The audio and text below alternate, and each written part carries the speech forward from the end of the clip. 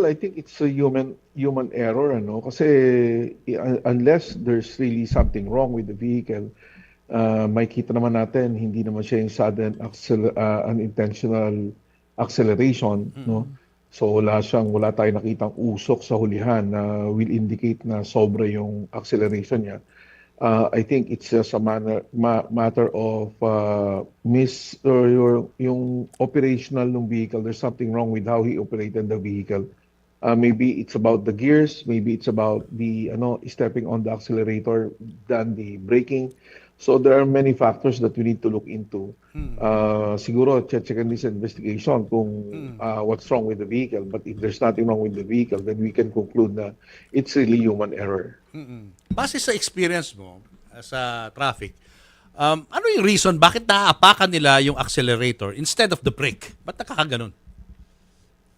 Alam mo Sir Julius, hindi ko lang alam yung configuration ng Ford Everest na dala niya. Pero kadalasan kasi sa automatic natin, makikita nyo magkakasunod yan from parking, reverse, neutral, drive, then 1 and 2, sa lower gears.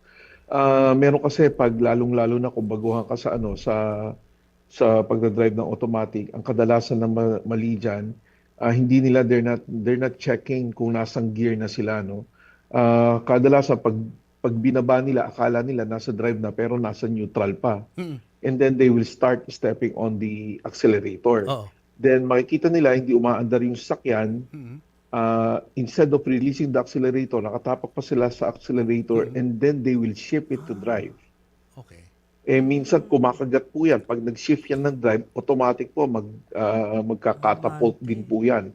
Katulad nung nangyari. I'm just assuming na that could be one of the reasons kung bakit nag-umarangkada ng gano'ng kabilis yung sasakyan. Kasi recently, Bong, di ba nangyari yan? May video na yung isang sasakyan pa, umikot-ikot pa di ba? Doon sa may gas station. Yes, Ganun yes. din parang ganun din. Ang inaapakan niya, accelerator instead of the brake.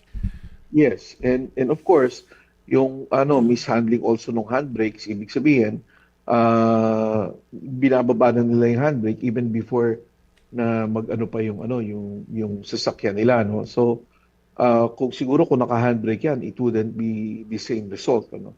Palagay ko wala nang handbrake, natapakan pa yung accelerator, dire-diretso siya, Sir Julius. What if naapakan mo yung accelerator and then ang sudden kumbaga yung instinct mo, iangat mo yung handbrake. Ano mangyayari doon? Well, maghinto siya. Hihinto yun, kahit mabilis. It will brake kahit paano, no? It will reduce your speed. And then maybe that's a time for you to shift from accelerator and to put on your foot brake. No? So, I mean, lahat naman po to, yung pagdadrive natin, instinct na Oo. Instinct na to So, muscle memory na yan So, I just do not know how can you mistake the accelerator from the brake? Unless, of course, ang isa rin sa mga tinitignan dyan, meron ba nakaharang doon sa brake pedal niya? Na kahit anong brake niya, hindi humihinto dahil may naka-angkla na maaaring bote or whatever item there is na umangkla doon sa brake niya. That could also be a possibility. Uy,